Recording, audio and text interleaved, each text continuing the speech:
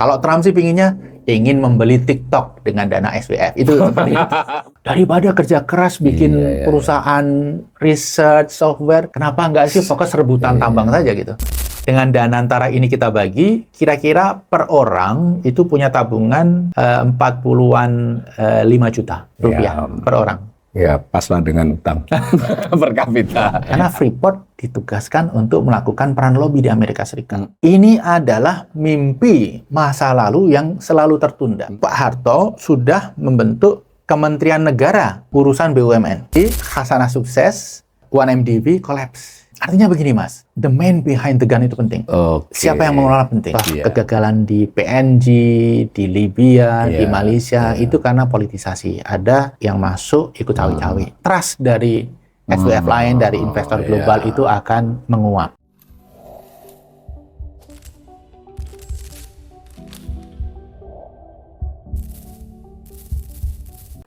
Salam cerdas, Ibu Bapak Saudara-saudara yang saya hormati, kembali berjumpa dengan saya Awali Rizky dalam sesi ngobrol ekonomi. Kali ini saya kedatangan tamu istimewa, kawan saya, Mas Wijayanto Samirin. Assalamualaikum Mas Wija. Waalaikumsalam, Mas Awalil. Mas Wija ini sudah sekian kalinya langganan di kanal ini. Beliau saya kenalkan ulang adalah seorang ekonom senior di Universitas Paramadina. Kelebihannya beliau ini dia ekonom sekaligus juga pernah membantu di birokrasi sebagai tenaga ahli, juga pernah banyak jadi konsultan di berbagai korporasi. Jadi paket komplit lah kalau dalam analisis dibandingkan saya yang hanya baca buku. Nah, saya beberapa hari yang lalu mendapat kiriman dari beliau paparan ketika Mas Wija memberikan kuliah tamu ya di UCL ya, University College London ya. Nah, itu paparannya itu terkait dengan yang beberapa bulan yang lalu sampai sekarang sebenarnya masih hangat di Indonesia, yaitu soal Sovereign Wealth Funds, SWFs ya. Itu Danantara dalam hal ini. Nah, ternyata SWF ini adalah topik yang luar biasa ya, yang mengalami banyak perkembangan, ada best practices-nya, ada rekam jejaknya, yang sukses banyak, yang gagal juga ada.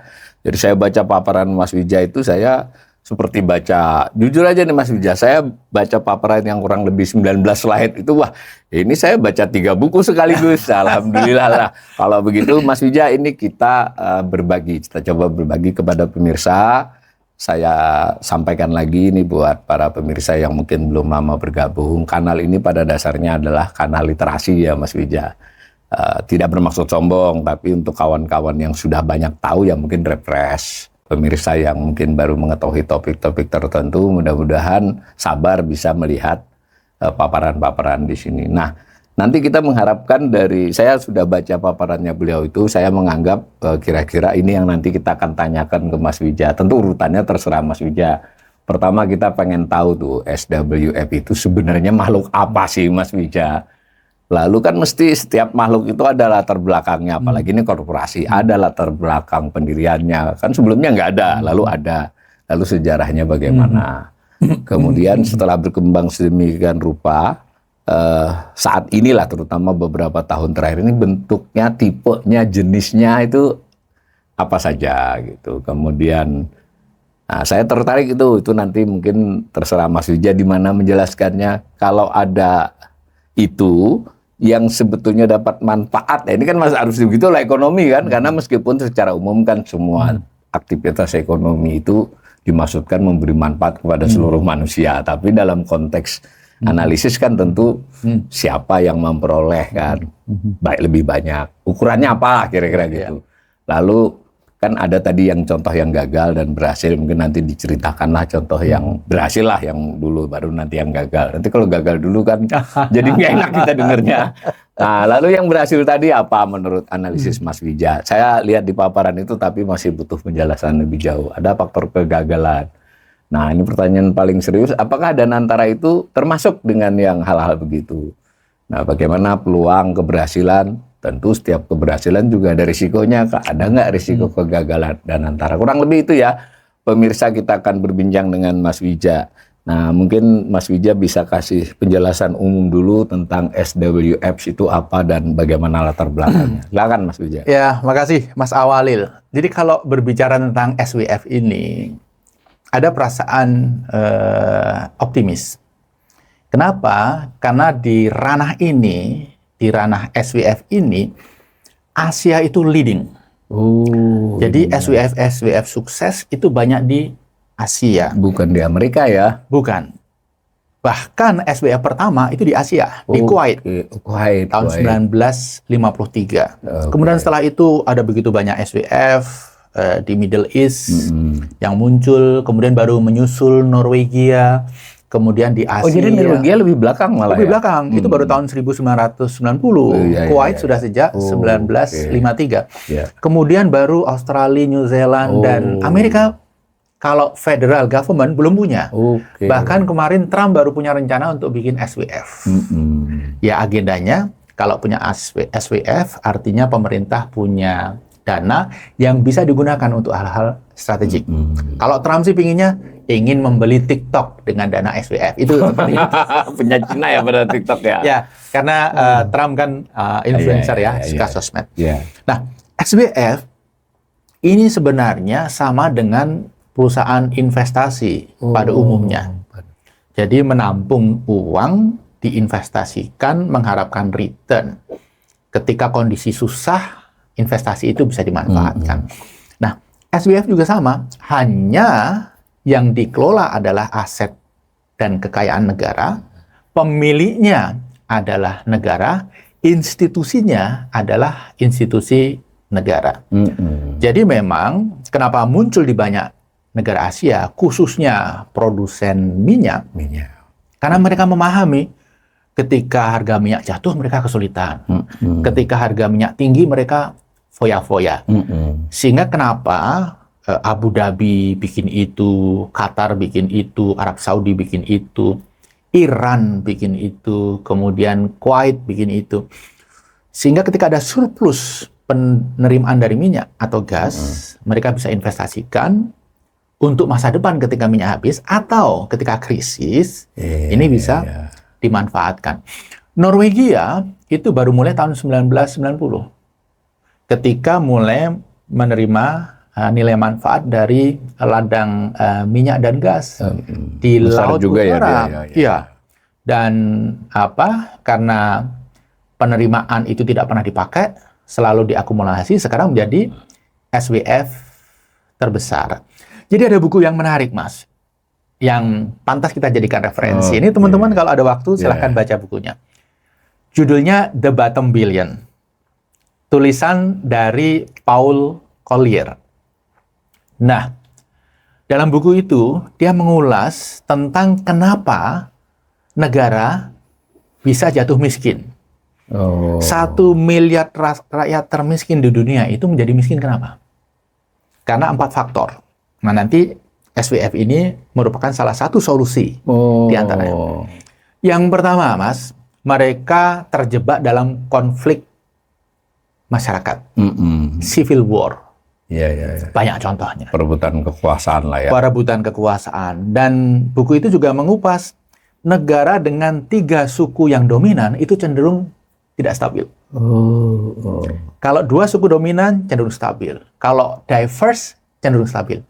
Karena kalau 3 suku yang dominan, suku yang di tengah-tengah itu bisa ke sini atau ke sini untuk dapat dealer baik. Ini contohnya Lebanon, contohnya Irak. Gitu. Nah, itu faktor pertama. Faktor kedua, karena mereka terjebak negara landlocked, tidak punya laut, tapi tetangga kanan kirinya jahat. Kayak negara-negara di Afrika itu. Mereka sulit maju karena barang masuk ke negara itu harus lewat negara lain. Dipremani itu oleh negara lain. Dipalak gitu. Sehingga sulit maju. Yang ketiga adalah negara yang governance-nya buruk. Tata kelolanya buruk ya. Tapi yang keempat ini, Mas, negara yang terjebak karena kekayaan alamnya. Jadi karena kaya malah tidak bisa maju. Mas pernah mendengar istilah Dutch disease kan? Ya, penyakit Belanda ya. Penyakit Belanda. Ini seperti yang terjadi di Belanda tahun 1950. Mereka menemukan ladang gas di laut. Kemudian tiba-tiba ekspornya melejit dari gas itu. Nilai gulden naik. Sehingga harga barang-barang produk Belanda mahal, nggak laku di pasar ekspor. Sehingga kemudian menimbulkan krisis. Tapi juga bukan itu saja. Ketika ada kekayaan alam yang dominan, seluruh atensi negara itu ke situ. Daripada kerja keras bikin perusahaan research, software, kenapa nggak sih fokus rebutan tambang saja gitu. Nah, sehingga resources-nya itu diarahkan ke tambang. Nah, sehingga untuk menghindari Dutch disease ini, negara-negara membentuk SWF. Jadi, ketika hasil bagus, ya ditabung, diinvestasikan. Ketika pas tahun-tahun buruk, dimanfaatkan untuk dan diinvestasikannya tidak lagi atas sektor yang tadi memberikan itu ya. Justru harus berbeda, harus diverse. Jadi dari harta kekayaan minyak dan gas misalnya tidak boleh ke sektor oil and gas lagi. Itu yang menjadi latar belakang utama di beberapa SWF yang awal-awal ya. Nah, memang SWF ini ada yang beruntung karena dia mengelola cash. Seperti Qatar, Kuwait, kemudian Abu Dhabi, kemudian Norway. Itu mengelola cash, surplus ekspor. Dia mengelolakan, enak kan Mas? Kalau Mas jadi fund manager, memanage cash itu lebih gampang. Tapi ada juga SWF yang mewarisi bukan cash, aset. Ada gedung, ada perusahaan transportasi, ada perusahaan konstruksi, ada bank.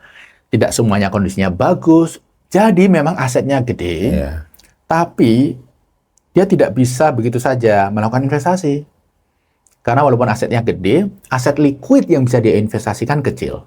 Kemudian pada saat yang bersamaan, dia juga harus melakukan restrukturisasi agar perusahaan-perusahaan yang ada dalam basketnya itu. Ya, karena SWF itu semacam konsolidasi perusahaan negara dan negara ya, kira-kira gitu ya. Yang tipe ini Hasanah.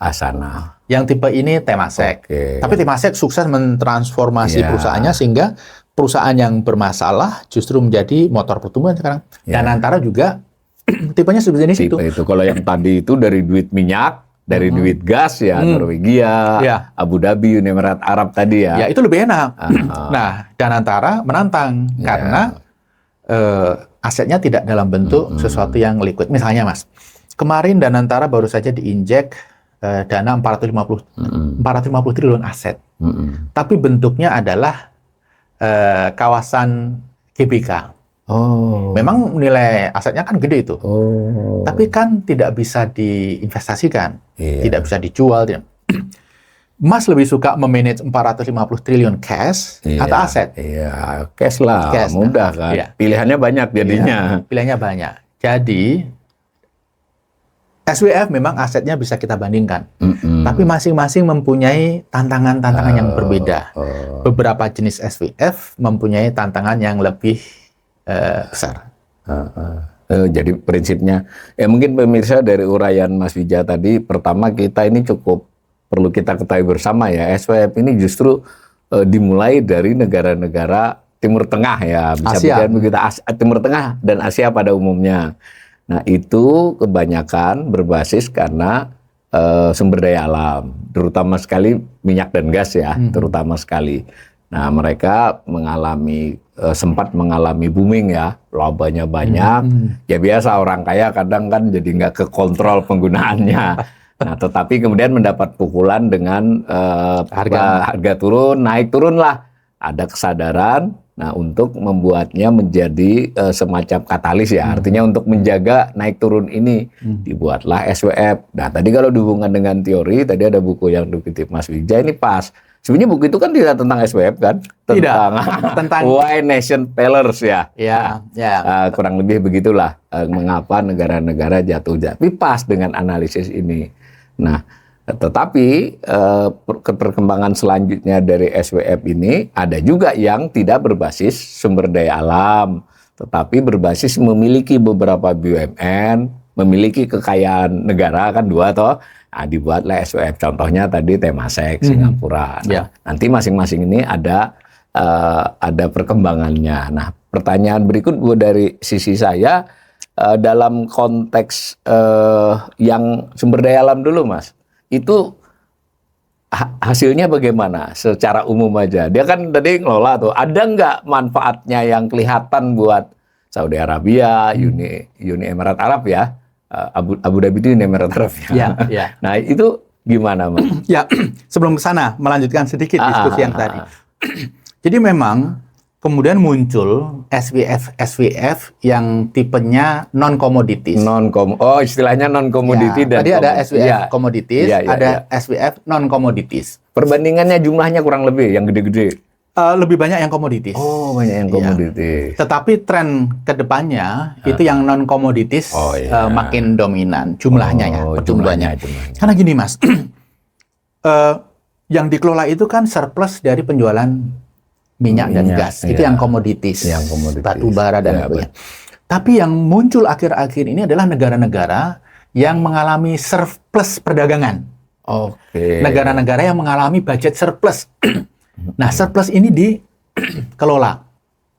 Muncullah Korean Investment Corporation. Oh, itu ya. Muncullah CIC, Chinese Investment Cina. Corporation.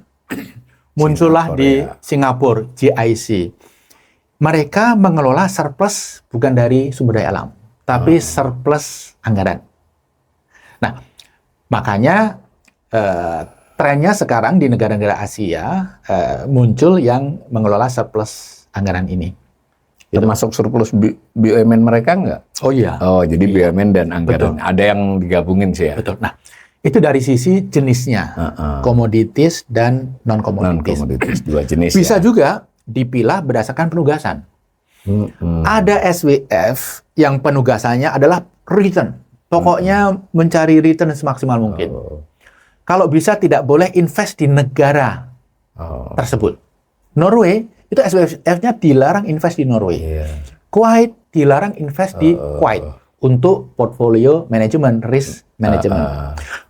Nah, ini tipe yang return driven.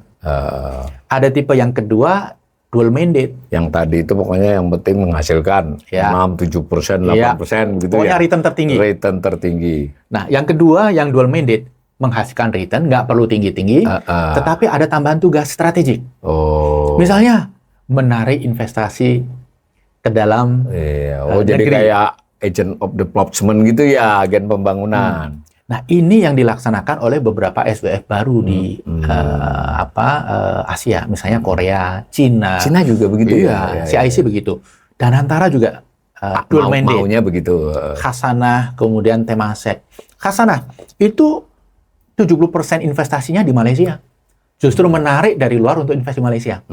Dan 52% investasinya adalah di perusahaan-perusahaan publik di Malaysia. Singapura lain lagi, karena dia negara kecil, dia ingin mempunyai influence ke negara lain, dia justru invest di banyak negara. Jadi strateginya juga Nanam di beda-beda. tempat lain lah ya. Iya, Cina juga CIC banyak ke luar negeri. Oke. Belt and Road Initiative itu banyak didanai oleh SWF ini. CIC tadi ya. Iya. Korea juga kereta begitu. cepat kayaknya. Iya. Dan antara itu juga makanya disebutkan agen pembangunan. Agen Ini pembangunan. ada penugasan strategik untuk menarik investor masuk, invest di mana? Hilirisasi, proyek infra dan lain sebagainya. Kalau investor masuk, dia nggak pengen partner lokalnya itu modal dengkul. Harus chip in juga. Iya, Nah, dan chip antara in, chip in, asing chip in lebih besar. Ini penugasan yang dual mandate. Iya, seperti itu ya. Kembali ke siapa yang mendapatkan manfaat. Oke, kalau kita lihat dalam konteks negara, yang menarik 76% aset SWF ini ada di Asia, termasuk Middle East, 76%. Karena tumbuh lebih awal gitu kan, menjadi contoh sukses, sehingga ini dari ukuran juga 76% itu di Asia. Asalnya ya. Tetapi investasinya 70% ke Amerika dan Inggris. Oh, ini menarik ini. Amerika 60%, Iya, iya, iya. Inggris 10%, Iya, iya. India 8%. Iya, iya. Nah, kalau dari sisi manfaat, diversifikasi aset, dan optimalisasi return, ini negara-negara Asia yang mendapatkan manfaat. Tapi kalau mendapatkan manfaat dari sisi tujuan investasi, ini Amerika, Inggris, dan India. Itu dia kenapa harga saham di Amerika naik terus. Naik terus. Norway, itu investasi 71% ke saham. Dan mayoritas ke Amerika. Mereka taruh di Apple, Nvidia, Microsoft, kemudian Meta, Amazon, dan lain sebagainya. Ini menarik ini. Nah, kalau dari sisi rakyat, kalau SVF itu sukses, Mas, rakyat yang paling diuntungkan. Iya. Karena dia sebagai warga negara punya tabungan besar. Iya, iya. Mas ingin tahu angkanya, Mas? Gimana itu? Rata-rata rakyat Singapura itu mempunyai tabungan di SVF mereka itu nilainya sekitar, saya konversi ke rupiah ya, sekitar 6 miliar rupiah. Jadi nilai Temasek ya? Temasek dan GIC dibagi jumlah penduduk. itu 6 miliar. Kemudian yang kedua itu Norway. Itu sekitar 5 miliar rupiah per populasi. Kemudian Uni Emirat itu sekitar 5 juga. Kemudian Kuwait itu sekitar 4. Begitu. Jadi ketika aset ini makin bertumbuh, maka rakyat sendiri senang karena punya tabungan dalam SVF. Menikmati dalam bentuk apa? Dalam bentuk program pemerintah dan jaminan ketika ke depan ada krisis, maka ada akan cadangan. ada cadangan. Ya. Besar itu, Mas. Kalau Indonesia, dengan dana antara ini kita bagi, kira-kira per orang itu punya tabungan 40-an 5 juta rupiah per orang. Ya, paslah dengan utang per kapita. Artinya kita belum bangkrut kan dengan SVF aja. Ya, hanya bedanya kalau hutang itu cash basis. Kalau ini kan aset basis. Ya. Menarik ini. Jadi kita nangkap nih tadi bahwa asal usulnya itu ada kelebihan dana di negara Timur Tengah, tapi sudah mulai mengalami kesulitan. Duit ada, tapi sadar nih bahwa fluktuasi harga ini bahaya. Itu satu alasan berdiri. Kemudian alasan berdiri jenis yang lain, ini punya BUMN, punya negaranya cenderung surplus. Ya, ini penting nih, negaranya cenderung surplus, BUMN-nya ya cenderung surplus. Nah, maka ini mau dioptimalkan karena kalau dipaksakan di BUMN tersebut kan tidak optimal. Nah, itu mendorong juga adanya SVF. Kan begitu toh tadi. Nah, dari kebanyakan SVF itu mayoritas mereka melakukan investasi dari dana itu keluar ya, mayoritas. Meskipun untuk kasus seperti Malaysia itu dia banyak di dalam, yang di luar diajak masuk. Cina juga masih, Cina banyak keluar ya. Cina banyak keluar. Nah, semacam itu. Lalu kalau dari sisi domisilinya lah ya, gampang SVF-nya di mana, lalu operasionalnya di mana. Kalau itu diartikan semua bermanfaat tadi, biarpun dia operasi di luar, duitnya kan jadi punyanya rakyat. Ini menariknya Amerika malah memperoleh manfaat terbesar karena padahal dia sendiri baru mulai SVF di negara bagian mungkin. Iya, betul. Nah, gitu.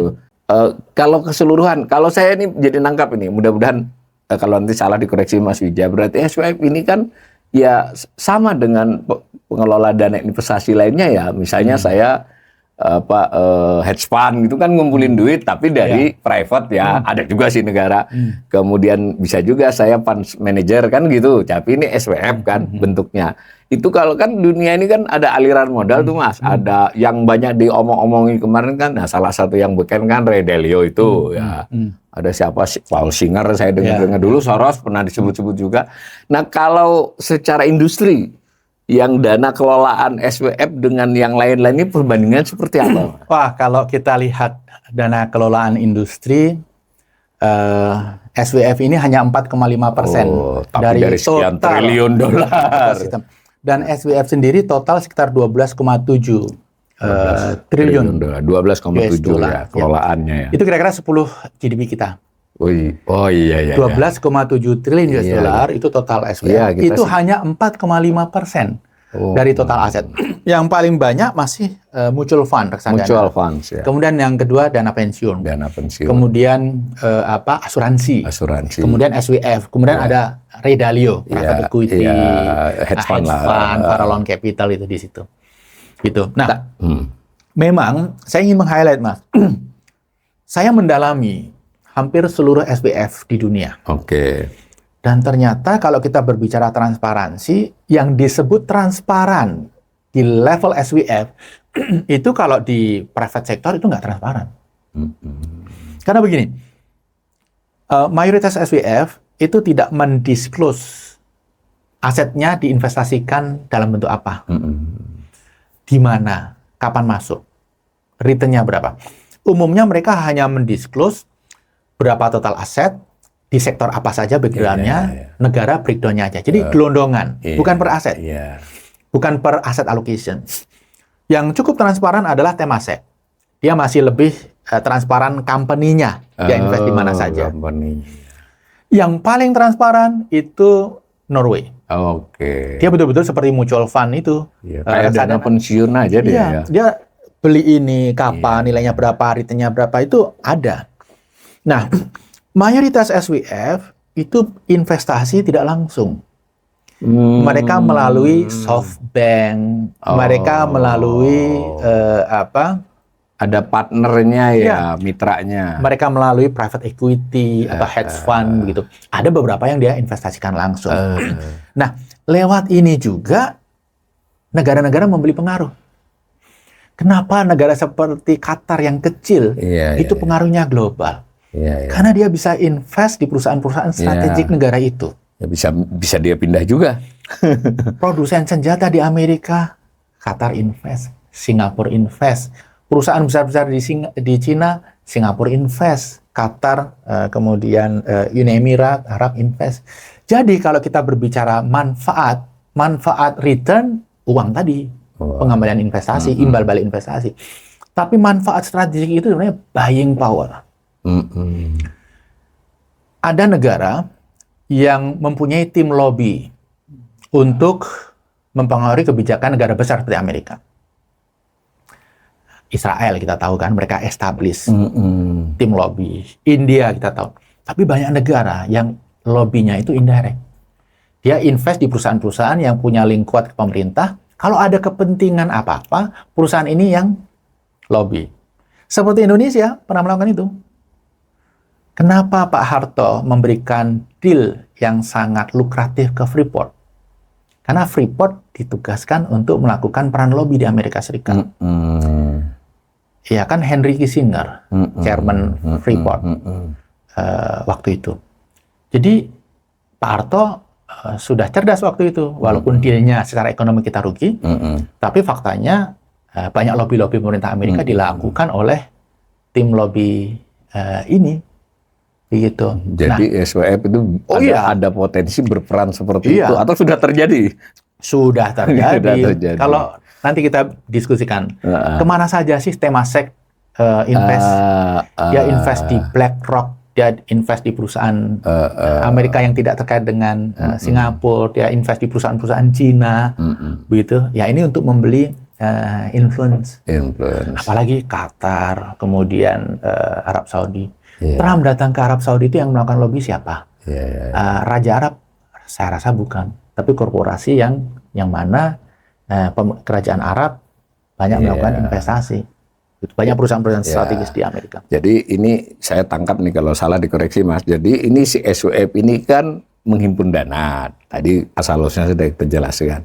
Dia menyalurkannya sebagian cukup besarnya lalu melalui mitra. Yang mitranya ini nanti yang masuk ke investasi, kan begitu toh, baik itu investasi portofolio maupun investasi di sektor real.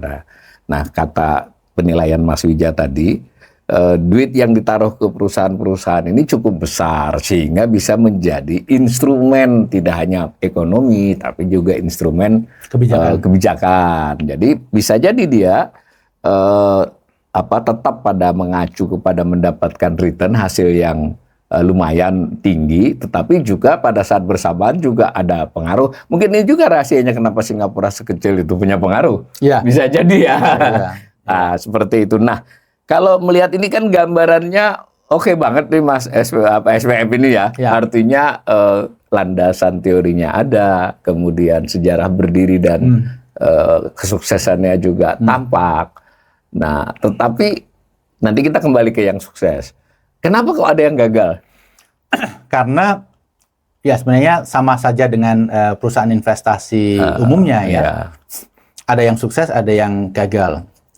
Yang gagal ya sama, melakukan hal-hal yang seperti yang dilakukan di private sector, sehingga dia gagal. Misalnya lack of governance. Kemudian ada politisasi. Ya kalau di korporat swasta itu pemilik cawe-cawe. Kalau di SWF itu politisi, pemerintah, pemimpin cawe-cawe, intervensi. Kamu investasi ke sini saja, ini ganti direksinya. Ya, lack of transparency. Kemudian seringkali dipush untuk melakukan sesuatu dengan target return jangka pendek. SWF nggak bisa jangka pendek, harus jangka panjang. Kita berpikir bagaimana fluktuasi penerimaan negara itu tidak berdampak dan menampung akumulasi aset untuk masa depan. Jadi berpikirnya harus 20-30 tahun. Banyak SWF yang dipaksa kerja cepat. Contoh yang paling kasat mata ya 1MDB Malaysia. 1MDB. Itu permasalahan governance. 1MDB itu adalah SWF seperti cangkang, pemerintah Malaysia invest 1 billion US dollar. Kemudian DGV ini mengharapkan investasi dari banyak negara, kemudian juga menerbitkan obligasi sehingga mengelola uang yang cukup besar digunakan untuk proyek-proyek yang mengurangi ketimpangan dan menekan angka kemiskinan. Maunya, harapannya. Tetapi oleh Perdana Menteri Najib dan tangan kanannya namanya John Lu, itu uangnya dipakai untuk hal-hal yang nggak jelas. Tapi ada lembaga asing yang ikut kan? Goldman Sachs. Nah kan, kok nggak bisa ngontrol? Nggak bisa ikut memperbaiki. Goldman Sachs, ya gini, perusahaan world class itu kan juga ada oknum di dalamnya. Oh, ini kan penjelasannya. Jadi Goldman Sachs itu mendapatkan banyak deal cantik dari Malaysia. Dari 1MDB ini. Ya, sebelum MDB bahkan dari pemerintah Malaysia, tapi in return dia dimintai tolong untuk membantu men-set up MDB. Bahkan membuat senario tentang bagaimana bisa melarikan dana secara diam-diam. Ada oknumnya ya Goldman Sachs. Goldman Sachs dihukum. Dihukum ya? Disuruh membayar 2,9 triliun dolar. Billion US dollar. Gede banget ya. Kenapa dihukum? Karena Amerika, ini kan perusahaan Amerika. Ada yang namanya FCPA, Foreign Corruption Practice Act. Kalau perusahaan Amerika melakukan praktek korupsi di negara lain, maka diperlakukan seolah-olah dia melakukan korupsi di negaranya. Jadi ada oknum Goldman Sachs ya? Ya, petingginya. Tidak hanya Perdana Menteri ya? Bukan. Nah, yang menyusun senario semua juga dia. Nah, kemudian Goldman Sachs Anies membayar 2,9 billion US dollar. Uangnya masuk kemana? Ke pemerintah Amerika. Kerusakannya di negara. Loh, tapi ini berarti jadi peringatan dong buat kita. Jangankan nama besar orang, nama besar Goldman Sachs saja, ya kita tetap harus hati-hati kan. Benar nggak saya menangkap itu? Betul. Tidak bisa sepenuhnya mengandalkan itu kan. Betul. Jadi sekarang ini MDB, saya punya catatan ya, meninggalkan utang ke pemerintah Malaysia 7,8 billion US dollar. Itu kira-kira 120 triliun. Kenapa? Karena GV ini menerbitkan surat utang jangkanya 39 tahun. Kemudian bubar sehingga pemerintah Malaysia yang akhirnya menanggung. Nah, ini salah satu risiko kan. Bagaimanapun kalau SWF itu mau dibuat aturannya bagaimana, kalau ternyata nanti dia punya utang, mau tidak mau tetap negara juga kan. Nah, tapi begini, 1MDB ini dilahirkan di Malaysia dengan hukum Malaysia. Punya prinsip business judgment rule.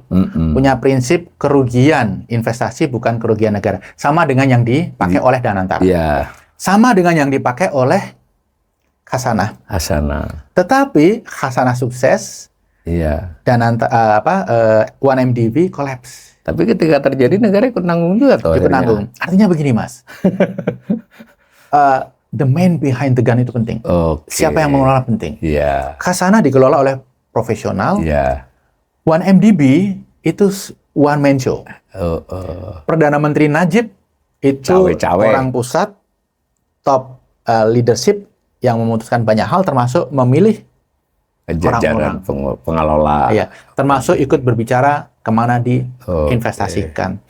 Jadi perangkat hukumnya sama, negaranya sama, karena ini orang-orangnya tidak berintegritas, rusak juga. Ini Khazanah relatif sukses. Ya, artinya sama-sama di Malaysia dengan hukuman ini bagus ini pemirsa. Jadi perangkat hukum, tata konsep desain tata kelola itu satu hal, man behind the gun-nya hal lain. Nah, saya tertarik tadi kan dari analisisnya Mas Wijaya itu salah satu yang menyebabkan ini contohnya MDB ini. Sebetulnya yang lain-lain yang kecil-kecil juga banyak, cuma nggak banyak jadi. Papua Nugini, Libya. Kan tadi salah satu sebabnya lack of governance, kelemahan tata kelola. Nah, tapi tadi di saat yang bersamaan Mas Wijaya menyampaikan bahwa ya SWF ini tidak sama dengan perusahaan biasa, cenderung ya sebutlah lebih tertutup gitu. Nah, gimana ini kan? Karena lack of governance itu kaitannya dengan kekurangan informasi. Gimana ini memanage hal begini? Kalau perusahaan investasi swasta, investor kan butuh transparansi. Kalau tidak transparan, saya bisa pull out. Kalau SWF kan ini institusi negara, uang negara. Jadi negara menuntut institusi negara sendiri kan agak jarang dilakukan. Makanya perangkat hukumnya, kemudian orang-orang yang di dalam itu juga harus kredibel dan profesional.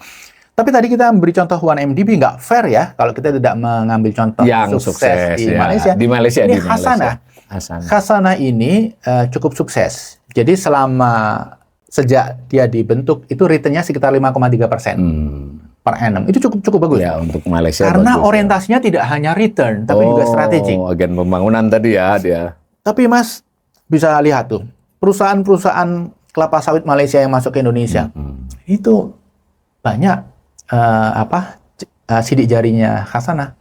Perbankan, asuransi, kemudian perusahaan infrastruktur energi di Malaysia banyak sidik jarinya Khazanah. Jadi selain mencari return juga membuat Malaysia ini penting sebagai hub ekonomi. Hub ekonomi dan tujuan investasi. Makanya tadi sempat kita singgung 70% investasi Khazanah itu di Malaysia sendiri. Di Malaysia sendiri. Bahkan 52% itu di perusahaan-perusahaan publik di Malaysia. Makanya kalau si Khazanah jadi otomatis dengan 52% perusahaan publik itu kontrol publik jadi lebih kuat. Transparan. Makanya kenapa pasar modal Malaysia itu flourishing, booming, besar, bagus. Kenapa? Karena Khazanahnya ikut memainkan peran. Dia berkepentingan supaya ini bisa tumbuh, bisa transparan. Kenapa? 52% aset saya di sini. Nah, sehingga saya berharap di Indonesia nanti Danantara, karena aset BUMN itu kan sekitar 17% total market cap. Danantara juga ikut cawe-cawe, mendorong, mempengaruhi supaya pasar modal kita tuh berjalan dengan baik, transparan, dan flourishing. Yang sama juga dilakukan oleh Temasek. Nah, ini contoh sukses yang lain ya. Temasek itu return-nya sekitar 7% year on year. Dan dia dari sisi negara, dia diverse sekali. Indonesia ini di penyebarannya luas ya. Tapi dari sisi sektor, dia juga diverse, tapi sektor-sektor yang Singapura punya kepentingan. Misalnya perbankan, asuransi, kemudian perusahaan teknologi, kemudian perusahaan telekomunikasi, logistik. Jadi kalau dia punya interest di perusahaan-perusahaan regional atau global di bidang itu, maka Singapura akan diposisikan penting sebagai hub. Karena ada interest Singapura di situ. Kasarnya begini, kalau misalnya ada bank Singapura di Indonesia, gitu ya, ya pasti kalau service apapun yang terkait dengan perbankan akan menggunakan asuransi Singapura, akan didorong untuk itu. Akan menggunakan logistik Singapura, akan menggunakan kalau mau bikin SPV di Singapura. Ujung-ujungnya akan menggunakan hukum di Singapura. Nah, Temasek memerankan fungsi strategis itu, mempool resourcesnya di luar, tapi manfaatnya di pool ke dalam. Kalau Malaysia, resourcesnya di Malaysia, semua dari luar ditarik untuk mengembangkan Malaysia. Cina beda lagi. Cina justru keluar karena dia surplus. Tapi berarti begini, 3 contoh, 2 inilah yang terutama Temasek dengan Hasanah ini kan jual mandat kan, benar kan? Jual mandat dengan perbedaan di mana Singapura ini lebih banyak keluarnya, ini lebih banyak ke dalamnya.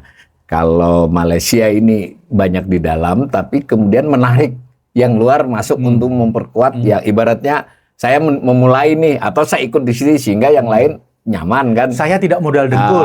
Ya tidak modal dengkul, jadi berarti Malaysia juga ikutan. Masuklah si Singapura sedikit berbeda kan. Dia banyak keluar, tetapi yang di luar itu dia pilih sektor-sektor yang banyak berhubungan dengan kepentingan dia. Maka dia jual mandat juga kan, return dengan kepentingan strategis sama ini kan. Tapi boleh dong saya ini kan tadi Malaysia, kembali ke Malaysia dulu. Karena penting Mas, saya kira perlu kita paham kenapa gagal itu kan untuk jadi pelajaran. Kan si datanglah, harusnya ini Temasek kan sudah duluan kuat. Mengapa ide ada 1MDB? Bukankah sudah dijalankan ini secara sebenarnya? Hasanah maksudnya? Ya Hasanah, maaf. Hasanah. Karena Hasanah jauh lebih dulu tuh. Ya, banyak negara yang mempunyai lebih dari satu SDM. Misalnya, Singapura punya 2. Temasek itu menjalankan fungsi return tapi lebih banyak strategisnya. Kemudian yang GIC ya. Itu betul-betul mengelola surplus. Return aja berarti. Return fokusnya. Dan dia tidak punya korporasi. Dia investasi saham sebagai financial investor, bukan strategic investor. Kalau Temasek sebagai strategic investor, invest dan ikut cawi-cawi. Kalau financial investor tuh invest dan tidur memantau, menerima dividen. Nah, kombinasi 2 ini membuat aset mereka Singapura besar, jadi kuat. 5 miliar bersama-sama per orang. Dibagi jumlah penduduknya. Itu kan gede. Itu bisa untuk menyekolahkan sampai S3 tuh di Ivy League. Berarti ini awalnya mungkin ide 1MDB itu karena ada Temasek dan GIC tadi, ini masuk akal juga dibuat kan, ya toh. Tetapi gimana? Tetapi kan saya tetap kekeh nih, karena tadi salah satu analisis Mas Wija tadi persoalan yang membuat bisa gagal itu adalah lack of governance ya, kelemahan tata kelola. Di sisi lain kan terutama untuk yang SWF strategik ya kan tidak sepenuhnya bisa menyampaikan informasi kepada publik, itu berarti tetap rawan Mas. Jadi di pinggir jurang tapi nggak boleh jatuh. Ya, saya komisaris di perusahaan publik. Beberapa informasi di-share ke publik, tapi banyak informasi yang tidak di-share ke publik. Gitu ya. Nah, kenapa perusahaan tempat saya bekerja itu mengabdi lah, tempat saya mengabdi itu mengalami perbaikan operasional, kemudian prospeknya membaik, harga sahamnya. Karena proses internalnya baik, Mas. Ada rule yang dibikin sendiri dengan standar internasional, karena ini ada beberapa investor asing yang masuk, standar internasional. Kemudian yang masuk di situ adalah orang-orang yang mempunyai track record bagus. Kemudian yang namanya internal audit, itu independen. Dia diisi orang-orang terbaik. Di tempat lain internal audit itu orang-orang buangan. Enggak, ini orang-orang terbaik. Masuk internal audit, mereka mengaudit segala macam dan tidak lapor ke dirut. Di tempat lain lapornya ke dirut. Ini lapor ke komisaris. Komisaris itu mewakili pemilik, kan? Nah, kalau menggunakan analogi ini, SWF itu juga harus mempunyai regulasi yang berstandar global. Kalau SWF itu ada standar yang namanya Santiago Principle. Jadi Santiago Principle ini merupakan prinsip-prinsip yang diadopsi oleh SWF seluruh dunia, standar governance-nya. Kalau Kayak Basel lah kalau di perbankan. betul. Kalau tidak memenuhi standar itu, Iya, maka akan sulit bagi SWF ini untuk berkolaborasi dengan Iya. SWF lain. Iya. Co-investment, SWF ini nggak mau karena operasionalnya tidak sesuai dengan Santiago Principle. Dan antara kalau ingin mempunyai banyak kawan, Iya. kan kita ingin pool Harus resources gaul. gaul dan kita harus sesuai dengan standar global Santiago Principle itu. Tentang profesionalisme, tentang kemudian governance, transparansi, itu nggak ada jawabannya, politisasi. ya. Ya. Kalau itu diadopsi, maka mohon maaf ya, kita nggak usah susah-susah ngundang. Mereka akan datang melihat. Karena sama sudah se-wavelength, segelombang. Gitu. Itu menjadi prinsip yang menurut saya perlu diprioritaskan. Nah, satu lagi, Santiago Principle ini yang memfasilitasi IMF. SWF ngumpul di sana. Kalau tidak salah sekitar 15 tahun yang lalu. Mas, yang paling sukses Norway. SWF-nya Norway. Itu justru dilarang invest di Norway. Kenapa? Ini strateginya basisnya pemikiran makroekonomis. Kalau dia mengelola uang besar dan diinvestasikan di dalam negeri, negara dengan populasi hanya 5 juta. Wilayah juga nggak terlalu. Itu akan terjadi overheating ekonomi, inflasi, harga naik. Sehingga justru dilarang invest di Norway. Justru invest di luar Norway. Dan ini kan kalau ada apa-apa di Norway, uang ini tetap. Kalau semua ditaruh di Norway, ada apa-apa dengan Norway. Dan sebarannya, saya lihat di paparannya Mas, sebarannya juga luas banget, negara maupun sektornya ya. Dia pokoknya apapun yang menghasilkan return paling tinggi. Dia termasuk yang sangat sukses karena catatan saya, return dia tahun 2024 kemarin 13%. Kemudian rata-rata sejak berdiri tahun 1990 itu 6,3%. Mas, sejak 1990 itu sudah mengalami berbagai macam krisis. Pada SWF ya dia 6,3%. Karena memang sangat transparan, profesional, tidak ada politisasi oleh pemerintah. Nah, saya sampai pada pertanyaan yang juga agak kritis nih Mas. Kan tadi dari tadi sudah kritis. Mari kita lihat nih ya, Norges ya kalau nggak salah ya, Norges Investment Bank ya, Norges. Investment Bank, Norges Bank Investment Management. Bank Investment Management, lalu Temasek, lalu Hasanah. Kita belum bicara nih yang Timur Tengah. Tiga-tiganya ini kalau saya lihat sepintas, itu kan mereka memulai karena ada duit Mas, ada surplus. Apakah itu dari kayak Norwegia dari anggarannya, fiskalnya karena belanja, karena hasilnya besar toh. Terutama dari situ. Kalau Singapura selain memang negaranya juga cukup surplus, BUMN-nya dia itu juga sudah sehat dan untung nih, dikumpulin laba-labanya atau tambah sedikit setoran, ini mulai dengan beban yang enak ini Mas. Wong ini jadi meskipun tidak sepenuhnya cash flow, cash kalau Norway cash lah ya. Ini tetap saja longgar kan. Mau disewakan, mau di leverage asetnya. Malaysia meskipun mungkin masih di bawah Temasek atau Norway, si Hasanah ini saya lihat juga pada saat Malaysia lagi naik itu, tahun-tahun itu kan, lagi naik. Nah, ini begitu. Nah, kalau Danantara, ini penglihatan saya, ini agak beda nih. Dia ketika diserahin, ya mau berapa, 1.400 triliun kan, dimulai berapa ratus triliun kan, pertama kondisi negaranya, kita tidak pernah nggak defisit selama era reformasi ini. Bahkan era Soeharto, surplus juga hanya sesekali. Yang kedua, BUMN yang dikumpulin, ya, kalaupun dia sehat secara buku, tapi asetnya ya ini bukan bermaksud apa-apa. Misalnya PLN kan adanya kan tiang listrik, tanah gitu. Artinya kecuali dia dari perizinan. Ini kan situasinya berbeda Mas ketika memulai. Artinya ada nggak kan dari sini saya belum lihat nih contoh yang sukses meskipun selalu ada permulaan siapa tahu dan kalau menurut saya sejauh diceritakan tadi dan saya baca paparannya, nggak ada contoh nih yang memulai seperti kita, ngumpulin barang baik dan mohon maaf, barang buruk, barang yang tidak jelas baik dan buruk, dan negaranya sedang defisit, bukan ketika, kalau ide ini di tahun 80-an, oke banget tuh. kita produksi minyak masih mengatasi konsumsi, duit masih ada, ya toh. Nah, BUMN sih masih belum kelihatan waktu itu ya. Nah, sekarang kan beda. Gimana Mas melihat ini secara analisis ya? Kita semua ada permulaannya. Tapi saya kok melihat belum ada tuh contoh yang berhasil dengan cara seperti itu. Jadi memulai sesuatu itu memang lebih enak kalau longgar, situasinya longgar, tidak penuh tekanan. Ya. Start balap sepeda atau start lari itu lebih enak kalau jalannya menurun. Ini startnya jalannya naik. Tantangannya banyak. Tapi kita ya harus pahami dua hal.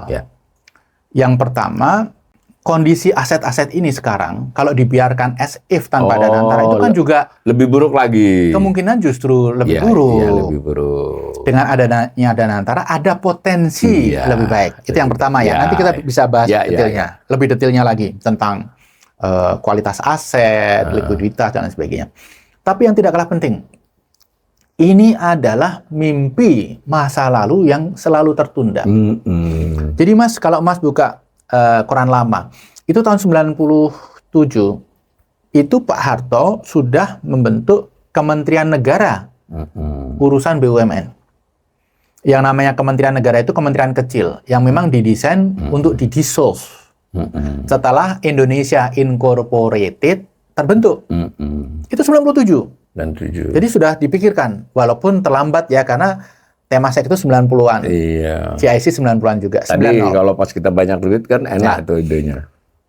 Karena krisis 98, kemudian letter of intent dengan IMF, Bu Mega itu dibebani oleh tanggung jawab membayar utang, termasuk menjual BUMN.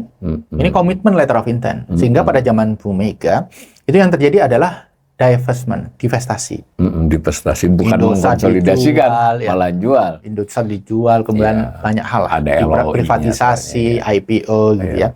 Ini penugasan di era Bu Mega. Nah, kemudian setelah ekonomi mulai membaik, Pak SBY melakukan konsolidasi. Tapi belum sampai melangkah pada pembentukan SWF. Kemudian Pak Jokowi di zaman Bu Rini mungkin terpengaruh dengan sukses Cina. Tema kita adalah state capitalism. Pada zaman Bu Rini, BUMN meraup bisnis kemanapun, sehingga menjadi gemuk, menjadi besar. Ya. Hutangnya mulai naik walaupun masih terkendali. Kemudian pada zaman Pak Erick Thohir, ada penugasan membangun infrastruktur oleh Pak Jokowi, utang melejit. Tapi pada saat bersamaan, jasa Pak Erick Thohir adalah melakukan konsolidasi. Dari yang tadinya banyak, kemudian di merger, di holdingisasi, jadi tujuh. Ini kan sebenarnya sudah setengah jalan menuju Danantara. Karena ya holding tadi ya sudah ya. Kemudian Pak Prabowo, mungkin karena beliau ingat dengan apa yang dilakukan mertuanya dulu, bahkan ayahnya, termasuk salah satu yang pernah mendorong ide SWF ini, diwujudkan sebagai salah satu agenda utama setelah beliau memimpin.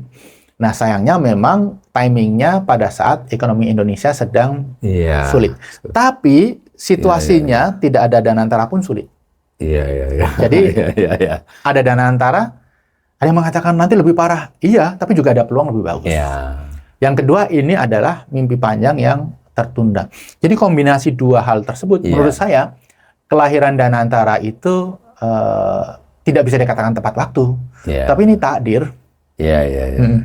Kalau ibaratnya itu terlambat daripada nggak jadi sama sekali. Lebih-lebih karena begini, dikelola dengan metode lama juga kita tidak kelihatan kan anunya sudah. Nah, sekarang udah dibentuk Danantara, memang tantangannya banyak. Tantangan pertama, kita melihat situasi global yang sedang dinamis. Seperti sekarang ini kita mencari partner untuk investasi di Indonesia tidak gampang. Banyak komitmen. Mas, kita yang lama di dunia investasi, yang namanya komitmen itu langkah pertama dari 10 langkah. Sebelum uang itu mengucur, kita tidak bisa yakini investasi. Oke, saya bantu, tapi ternyata nanti banyak alasan. Atau Mas awalil paparan ke berbagai negara, kemudian mereka mengatakan, wow, this is indigenous, this is interesting. Jadi pujian kayak gitu itu biasa di bisnis. Biasa, standar. Jadi kalau kita mengartikan dia Iya. tertarik untuk masuk, itu salah. Seperti yang terjadi dengan IKN. Iya. Menawarkan ke SoftBank. Masayoshi Son itu kita anggap tertarik untuk invest. Nah, padahal kan akhirnya tidak jadi invest. Karena jelas nggak mungkin private equity itu time frame-nya hanya 5-7 tahun. Iya. 5-7 tahun. IKN itu 30 tahun lebih untuk bisa balik modal. Jadi dari sisi timeline aja, time frame itu nggak match. Akhirnya kan Masayoshi Son mengatakan, saya tertarik kalau di tahun pertama jumlah populasinya sudah 2 juta. Ya kan ini mencari alasan yang tidak mungkin dipenuhi sehingga dia. Nah, kemudian pemerintah kita ke Arab Saudi minta investasi. Nah, sebenarnya kalau kita lihat petanya, sudah pasti Arab Saudi nggak mau. Kenapa? Lah, sovereign wealth-nya Arab Saudi itu kan banyak invest di SoftBank.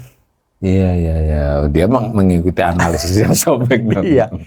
Ya, jadi dalam konteks ini peta tipologi dunia investasi ini kita harus pahami dengan baik. Nah, pertama tadi ya, situasi global sedang sulit. Yang kedua, situasi fiskal sedang sulit. Kita defisit. Itu ya. Kalau negara defisit, artinya semua dana yang ditaruh di Danantara itu sumbernya hutang. Cost of fund-nya adalah SBN, 6,8%. Iya, benar. Any investment dengan return di bawah 6,8% di Danantara, itu artinya creating loss, menurunkan value dari ekosistem aset ini. Kemudian yang ketiga, pasar modal kita sedang letoy. Padahal kalau pasar modal kita bagus, dinamis, menghasilkan return bagus, maka Danantara ini bisa menaruh aset-aset liquidnya sementara sebelum ada investasi ke pasar modal dengan return yang kalau normal kan 12%. Negara-negara seperti Indonesia. Tapi kan nggak ada opsi. Masa ditaruh di SPN? Ini kan jeruk makan jeruk. Kalau diinvestasikan di luar negeri, semua teriak-teriak. Nah, jadi ini situasi yang sulit yang akan dihadapi oleh Danantara. Belum lagi kalau kita bedah aset. Betul, ini 800 billion US dollar aset. Tapi yang current aset barangkali hanya 10%-nya. Saya hitung ya, sekitar 10%. Itu optimis ya, 10%-nya. Atau 80 billion US dollar. Yang equity haknya Danantara paling hanya 100 billion US dollar. Dan dari aset itu juga tidak bisa begitu saja diinvestasikan. Kenapa? Itu kan dalam bentuk working capital yang dibutuhkan untuk operasional korporasi. Jadi yang bisa diharapkan oleh Danantara hanya dividen BUMN. Angka terbesar adalah tahun 2024, nilainya 85 triliun rupiah. Yang disetorkan ke APBN. Nah, sekarang disetorkan ke Danantara. Permasalahannya, dulu kan BUMN setor uang ke negara dalam bentuk dividen, tapi dia menerima PMN. Ya, penyertaan modal ya. Nah, sekarang setelah di bawah Danantara menerima dividen, tapi juga berkewajiban PMN. Sementara kalau kita lihat data 5 tahun terakhir, seluruh dividen yang dibayarkan BUMN dikurangi dengan seluruh PMN yang dibayarkan negara, itu selisihnya netnya hanya 27 triliun. Berarti 5 triliunan aja dong per tahun. Iya, itu netnya.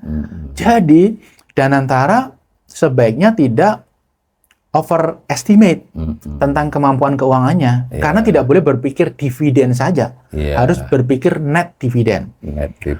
Ada yang mengatakan hanya 5 triliun kan karena COVID. Oke, kita perpanjang ya 20 tahun ya. Selama 20 tahun terakhir net dividen, artinya dividen masuk dikurangi PNM itu 171 triliun. Ya sama, dapat angka 5 lagi, 4,5. Selama 20 per tahun. tahunnya jadi 5 juga kan. Artinya Danantara harus super kreatif, super cerdas untuk berpikir tentang bagaimana dia bisa mendapatkan amunisi. Karena janji 20 billion US dollar per tahun dari APBN itu nggak mungkin melihat situasi kayak gini. Itu artinya kan 340 triliun per tahun. Itu tidak kalau mungkin. Dapat dari utang dong. Iya, dan ini masih ini kalau dapatnya dari utang ini sebenarnya berkebalikan dengan kebiasaan misi dibentuknya SWF. Trump pengen bikin SWF, itu kan dihujat rame-rame.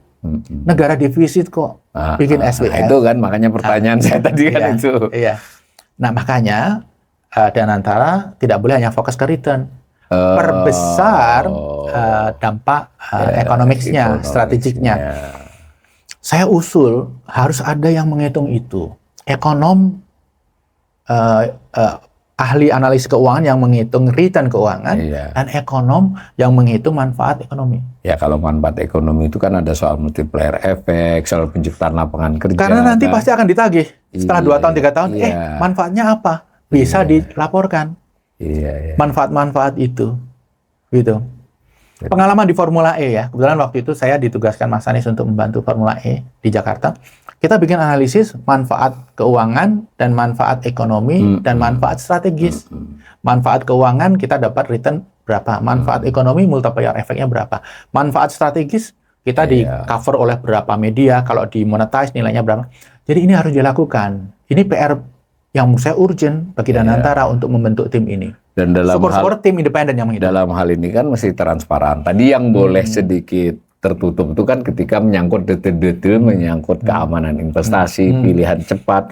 Tapi kalau yang strategik begini kan publik harus ikut dong dalam percakapan publik. Benar nggak saya melihatnya? Jadi di Indonesia ini tidak ada yang tidak bocor.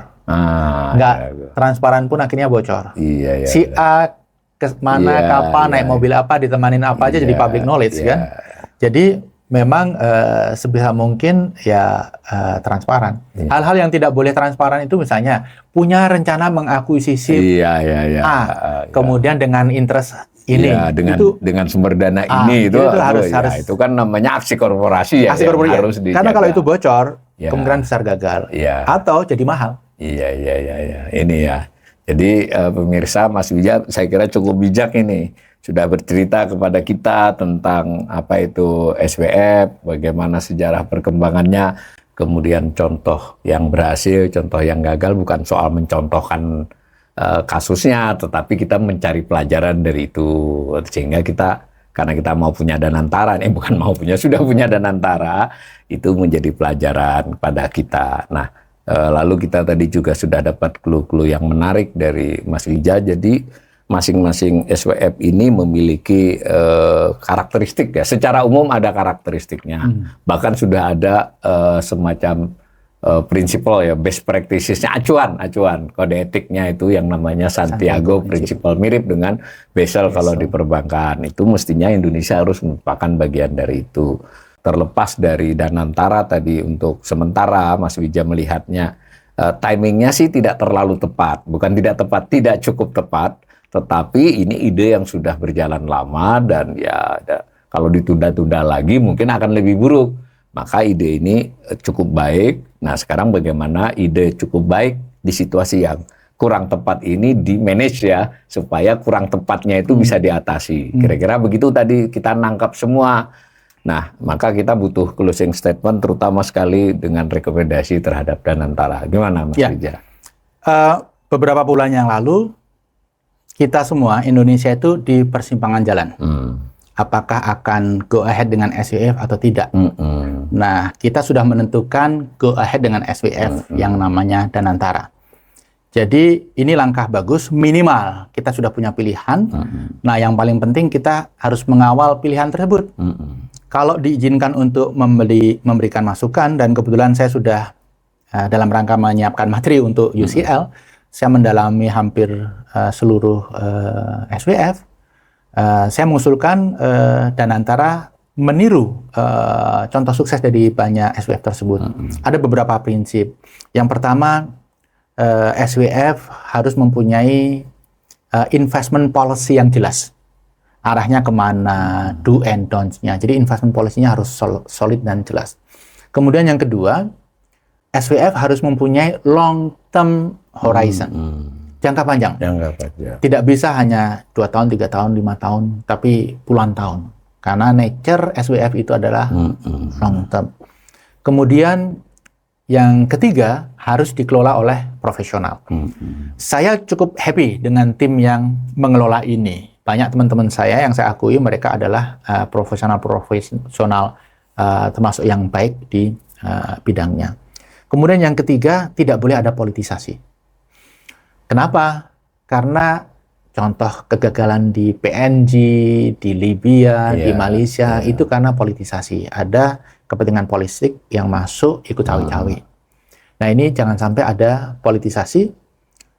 Kalau ada politisasi, khawatir nanti trust dari SWF lain, dari investor global itu akan menguap. Karena itu yang menentukan banget keberhasilannya. Betul. Ya. Kemudian yang kelima, transparansi.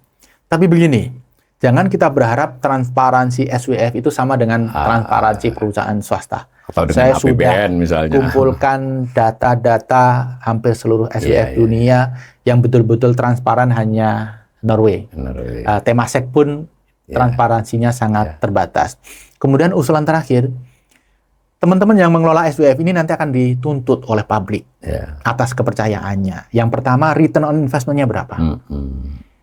Nah, saya yakin akan sulit mendapatkan return yang tinggi karena situasi yang lagi sulit. Ya. Makanya saya mengusulkan supaya bermain di dua aspek yang lain.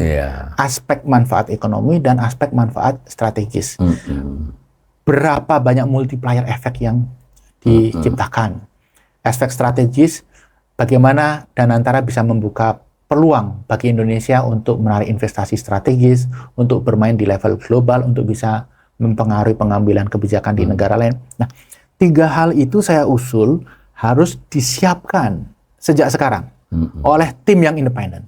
Jadi nanti setiap tahun yang dilaporkan tidak hanya return on investment, tapi saudara-saudara return on investment kita, laporan kinerja tetapi paling tidak manfaat ekonomi, tetapi paling tidak manfaat strategik lainnya, dan itu dilakukan setiap tahun. Dengan cara seperti itu maka terukur terukur, masyarakat, rakyat akan confidence untuk mendorong sukses Danantara. Itu Mas. Demikian bermanfaat, pemirsa, mudah-mudahan uraian Mas Wija tadi bisa menambah hasanah kita semua, sekaligus kita ikut merasa memiliki. Kita boleh saja kritis, tetapi kita tidak pernah putus harapan terhadap masa depan bangsa ini. Kami berharap juga para pengambil kebijakan itu lebih berhati-hati, tapi juga sekaligus tetap inovatif dan kreatif. Mudah-mudahan pembicaraan kita ini bermanfaat. Sampai berjumpa di Ngobrol Ekonomi selanjutnya. Terima kasih Mas Wija. Terima kasih Mas Awalil. Terima kasih ya. Keren ini.